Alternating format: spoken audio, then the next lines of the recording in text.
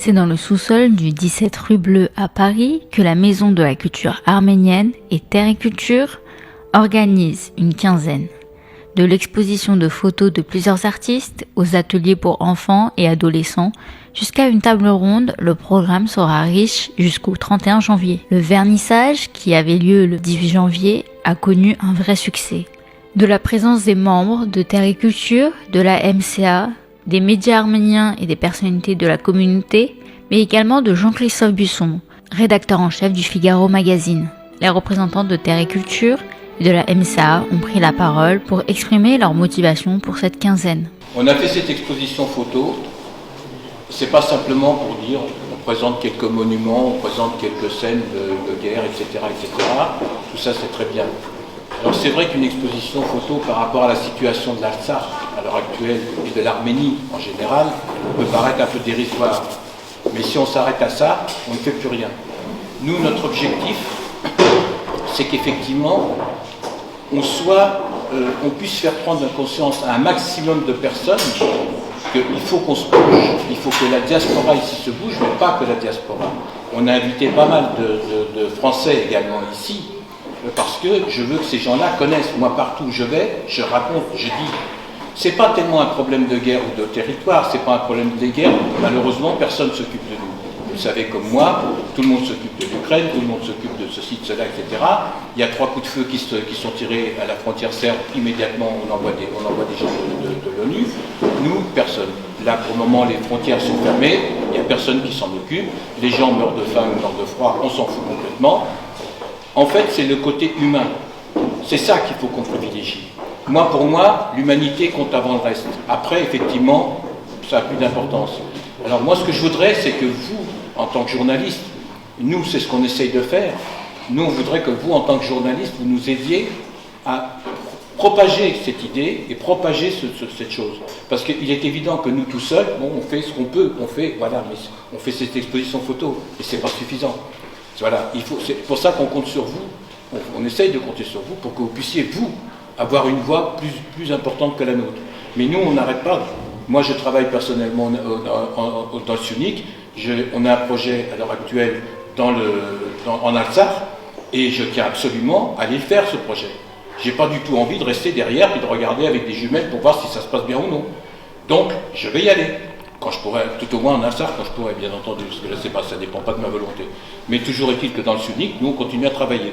Et vous savez que dans le SUNIC, à l'heure actuelle, les Azéris ont les yeux comme ça dessus, parce qu'il est évident que le jour où ils prennent le SUNIC, le jour après, ils sont à Yerevan.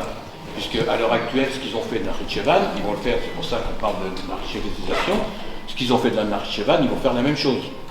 Mais c'est pas grave, nous, on doit continuer. Il ne faut pas qu'on baisse les bras. C'est à nous d'être courageux. J'ai rencontré là-bas des gens, dont un Kahana, que je suis plus que je connaître, qui s'appelle Zelones, qui était à Dadivan, qui est parti de Dadivan, et n'a pas voulu aller ailleurs, il est resté en Artsakh, parce que c'est chez lui. Il a dit, si je dois mourir, c'est ici que je mourrai. Et quand il y a des gens comme ça qui ont des convictions, qui ont du courage de le faire, nous, il ne faut pas qu'on se sente faible, il ne faut pas qu'on soit faible ici.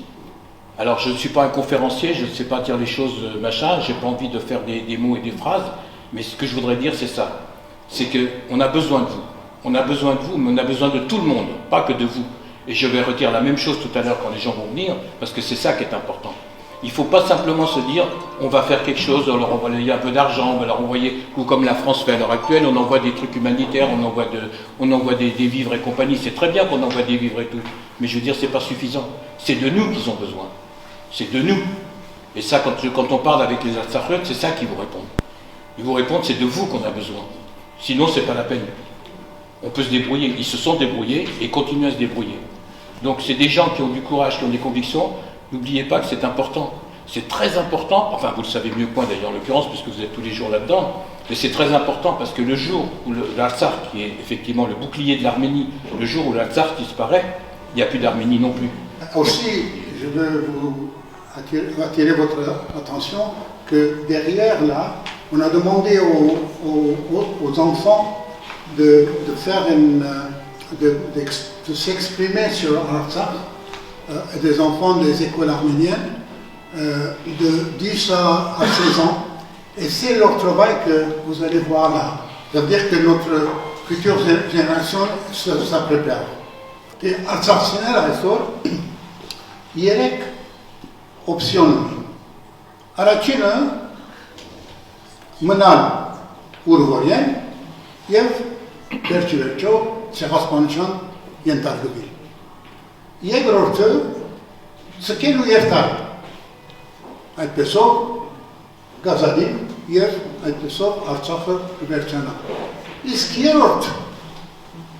երրորդ ուղղությունը որ ունին այն է թե բայկարի լալիտ ուրեմն գսենք որ մենք արցախցիներս 120,000 արցախցի որոշած ենք բայկարի եւ գավենցին է վրան թե սպիրկը գզենք մեզի օգտագարելա մեր բայկարի ուրեմն տեսակ մեր այս ցուցանտեսը որ ուտան ինչպես որ ժիրայրեսա գաշխադին դեպի այդ ուղղությամբ այդ իրենց բայկարի պապակին եւ ադոր կողմնագից անոր արագից անոր անոնց հետ աշխատելու նպատակով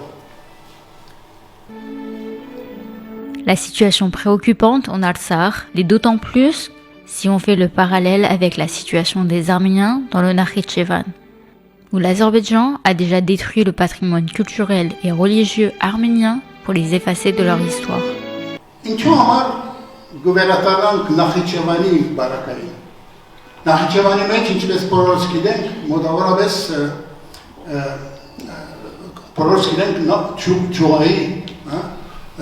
Խաչքարելու կործանումը, իդյոներով եւ այլն դեսած են։ Սակայն այսօր միջոցներ կան տեխնիկ,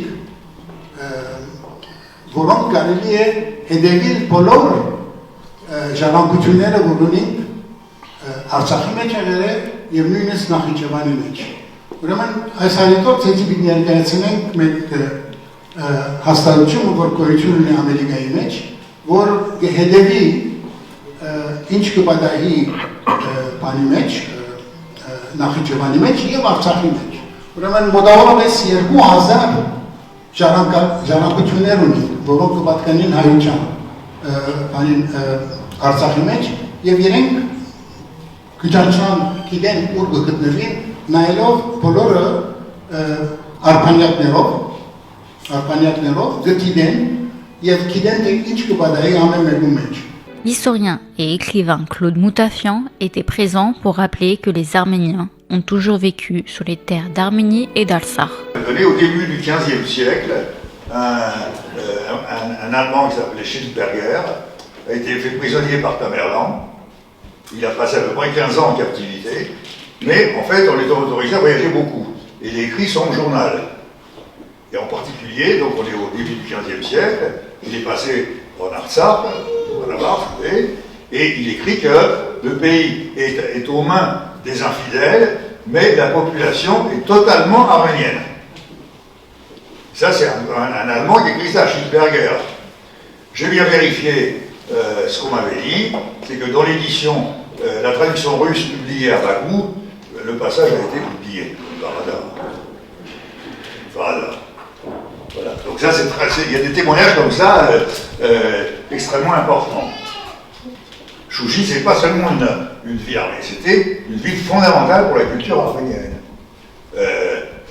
Comme vous savez, l'imprimerie arménienne est née en diaspora. Et pendant peut-être 2 siècles,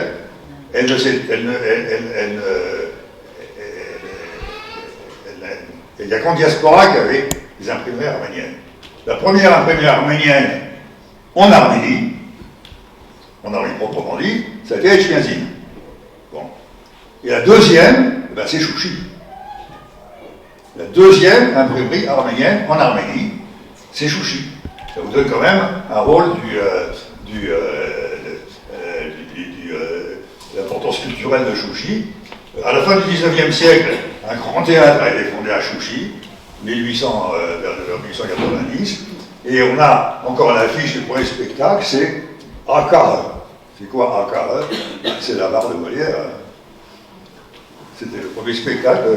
Donc vous voyez quand même la culture assez vaste. Chouchi était une des grandes métropoles culturelle arménienne.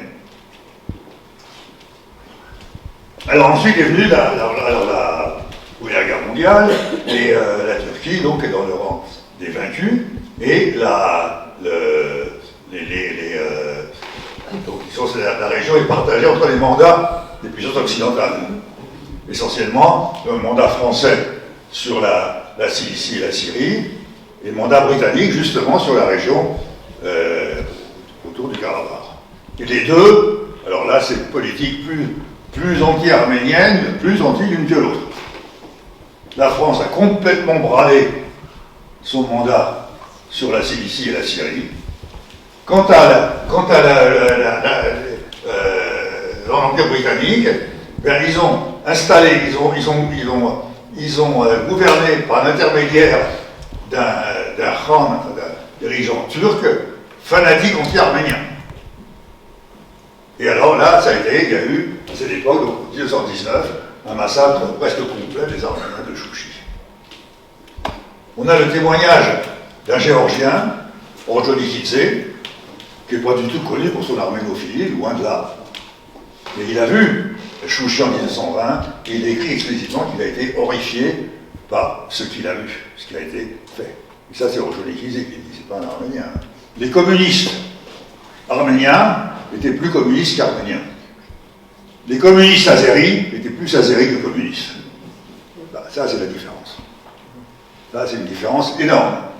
Énorme. Parce que pour les Arméniens, bah, ils étaient idéalistes. Oui, on va de toute façon, ça va être le communisme, ça va être la fraternité entre les peuples. Alors, que ce soit azéri, arménien, on s'en fout. Ce sera de toute façon dans la fraternité entre les peuples.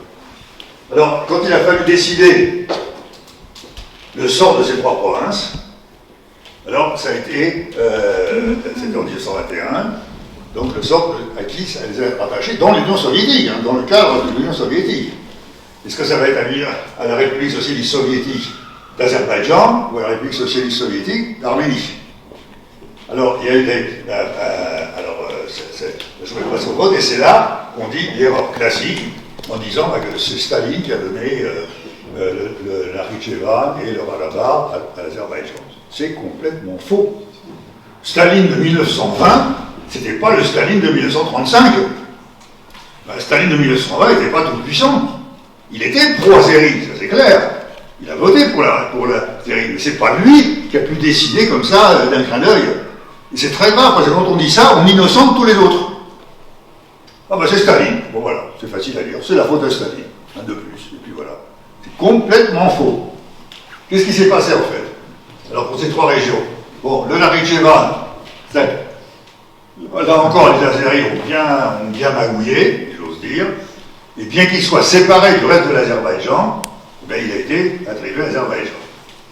Le Zangezur au milieu, alors là c'est le général arménien Nejde, le fameux général Nejde qui a maintenant un statut à Yerevan, et qui a tenu fermement le Zangezur, à tel point que ils n'ont pas pu changer son statut. Quant à l'Artsakh, au Karabakh, alors c'est le bureau caucasien du Parti communiste qui devait décider.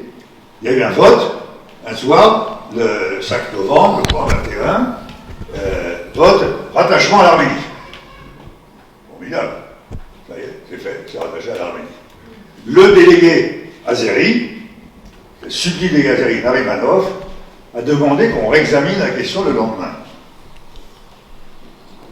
Alors il a demandé un vote pour réexaminer la question le lendemain. Et parmi ceux qui ont voté pour réexaminer la question le lendemain, il y a malheureusement des délégués arméniens. Pour réexaminer le lendemain. Alors là, Narimanov a travaillé à fond pendant toute la nuit, hein, et le lendemain, ça a été la décision inverse, c'est-à-dire rattacher le Karabakh à l'Azerbaïdjan. IPFM vous rappelle le programme de cette quinzaine. Du 18 au 31 janvier, de 13h à 21h, exposition guidée de photos et de vidéos prises par plusieurs photographes. Mardi 24 janvier 2023 à 20h, une conférence sur l'instrumentalisation des patrimoines par le pouvoir azerbaïdjanais, présentée par Shavak Tsoukazian. Le vendredi 27 janvier 2023 à 20h, une table ronde, le Haut-Karabakh, un patrimoine multimillénaire en danger de disparition, avec comme intervenant Hovhannes Kevorkian, Jean-François Colosimo, Termination et Haneida Kopian. Le samedi 28 janvier 2023, de 14h à 18h, une journée dédiée aux adolescents de 10 à 16 ans. Et le mardi 31 janvier 2023 à 20h, une conférence sur quelles propositions pour l'avenir, animée par François Pupponi.